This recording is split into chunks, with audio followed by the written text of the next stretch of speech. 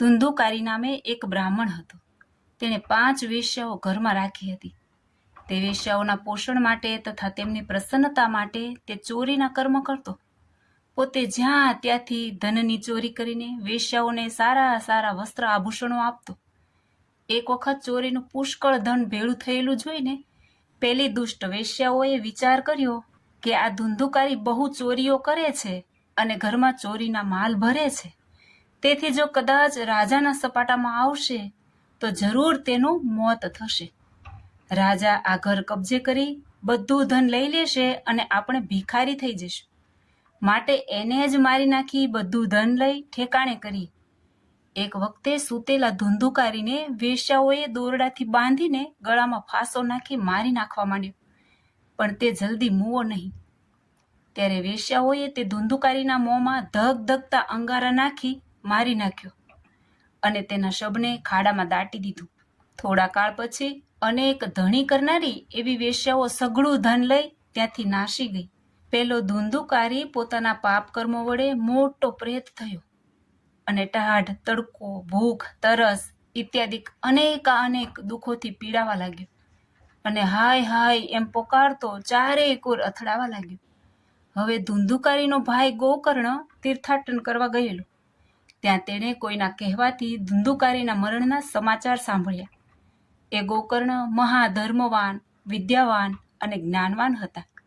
તેથી તેણે ભાઈનું કમોતે મોત થયું જાણી તેનું ગયાજીમાં શ્રાદ્ધ કર્યું.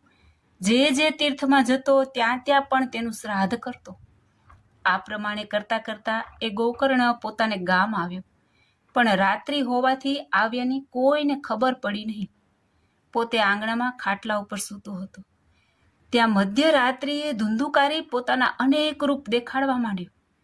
ક્યારેક ઘેટા રૂપે, ક્યારેક પાડા રૂપે, ક્યારેક આખલા રૂપે અને ક્યારેક સ્ત્રી રૂપે એમ જુદા જુદા સ્વરૂપો દેખાડવા માંડ્યો.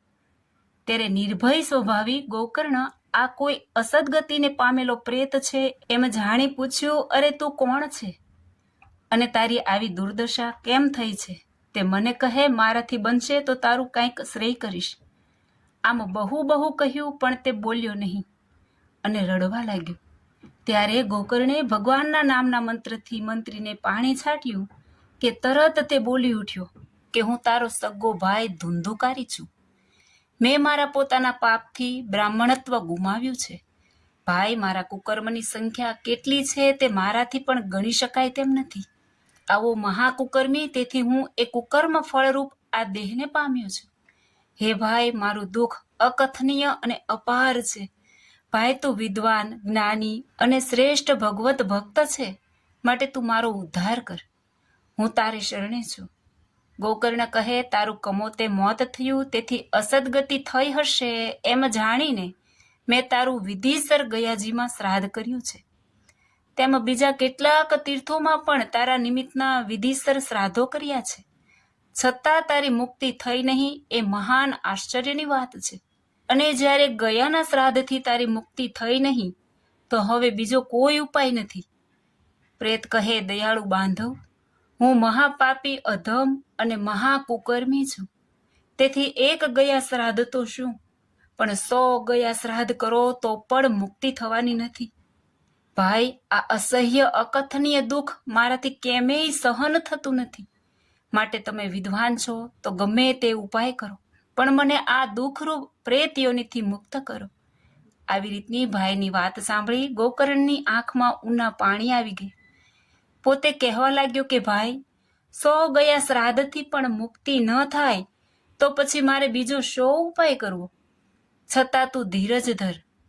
હું તારા છુટકારા માટે ઘટશે તેટલા ઉપાયો કરીશ. હમણાં તું જા. આમ કહ્યું કે પ્રેત અદૃશ્ય થઈ ગયો.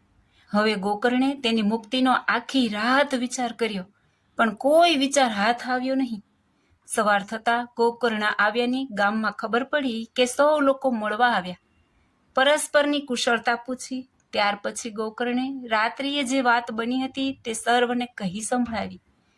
ત્યારે વિદ્વાન બ્રાહ્મણો તથા જળકમળવત સંસારમાં રહેવાવાળા ભગવત ભક્તો તથા કેટલાક જ્ઞાની અને યોગી પુરુષોએ ભેળા થઈ અનેક શાસ્ત્રો જોયા, પણ તે પ્રેત મુક્તિનો ઉપાય જડ્યો નહીં. ત્યારે સર્વેએ ગોકર્ણને કહ્યું અમને કોઈ ઉપાય મળતો નથી, પણ તમે યોગી અને ભગવત ભક્ત છો, માટે તમે સૂર્યને પૂછો તો એ તમને ઉપાય બતાવશે. પછી ગોકર્ણે પોતાની યોગ ક્રિયાથી સૂર્યની ગતિને અટકાવી કહ્યું કે હે જગન્નાથ, હે દીન દિવાકર, આપને મારા કોટી કોટી પ્રણામ છે. હે જગતાત, પ્રેતની મુક્તિનો ઉપાય શો છે તે મને કહો. ત્યારે સૂર્યનારાયણ ઘણે દૂર હતા છતાં સ્પષ્ટ રીતે બોલ્યા કે ભગવાનની લીલા ચરિત્રની કથા સાંભળવી એ જ પ્રેત મુક્તિનો ઉપાય છે, માટે પ્રેતને ભગવાનની કથા સંભળાવો. આ પ્રમાણે સૂર્યનારાયણે કહ્યું. આ સાંભળી ગોકર્ણે વિચાર્યું, જે આ કામ ઘણું સારું, સહેલું અને સુગમ થઈ શકે તેવું છે, પણ ધર્મનું કામ જલ્દી કરી લેવું, તેમાં વિલંબ કે વિચાર કરવો નહીં. સારા કામમાં 100 વિઘ્નો આવે છે, માટે આ કામ જલ્દી કરવું. આમ ધારીને સર્વે જનોને આ સૂર્યનારાયણે કહેલો ઉપાય જાહેર કર્યો. ત્યારે સર્વેએ કહ્યું કે હે ગોકર્ણ, તમે આ કામ જલ્દીથી કરો. પછી ગોકર્ણે ભગવાનની લીલા ચરિત્ર, ઐશ્વર્ય, પ્રતાપ અને મહિમાથી ભરપૂર એવી ભાગવત પુરાણની કથા વાંચવા માટે તૈયારી કરી. તે કથા સાંભળવાને ગામે ગામથી, દેશે દેશથી લોકો ત્યાં આવવા લાગ્યા. લુલા, લંગડા, બહેરા, બોબડા, આંધળા અને માંદા પણ પોતપોતાના પાપો ટાળવાને ત્યાં આવવા લાગ્યા. જોત જોતામાં મોટો જન સમાજ ભેગો થઈ ગયો અને તેનું ઘર તો મોટા તીર્થરૂપ બની ગયું. જ્યારે ગોકર્ણે વ્યાસાસન ઉપર બેસી કથાનો આરંભ કરવાની તૈયારી કરી, ત્યારે પેલો પ્રેત ધુંધુકારી પણ ત્યાં આવી પોતાને બેસવાનું ઠેકાણું જોવા લાગ્યો. તો ત્યાં 7 ગાંઠવાળો પોલો એક મોટો વાંસળો હતો, તેના મૂળના છિદ્રમાં પેશીને કથા સાંભળવા બેઠો. ગોકર્ણે વાંચવાનું શરૂ કર્યું. લોકોએ સ્થિર ચિત્તે સાંભળવા માંડ્યું અને તે કથા સાયંકાળે બંધ કરી કે તરત જ કેટલાક પુરુષોના જોતા મોટા શબ્દથી વાંસની એક ગાંઠ તૂટી. બીજે દિવસે બીજી ગાંઠ તૂટી. તેમ ત્રીજે, ચોથે, પાંચમે, છઠ્ઠે અને 7મે દિવસે 7 ગાંઠ તૂટી ગઈ.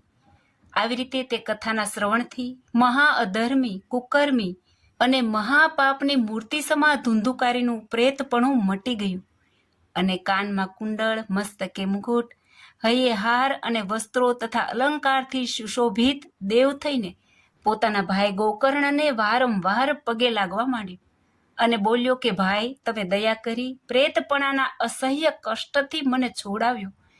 અહોહો, ભગવાનની કથાનું શ્રવણ નહીં કરનારનો જન્મ નિષ્ફળ છે અને ભગવાનની કથાથી જ આ દેહનું સાર્થક છે.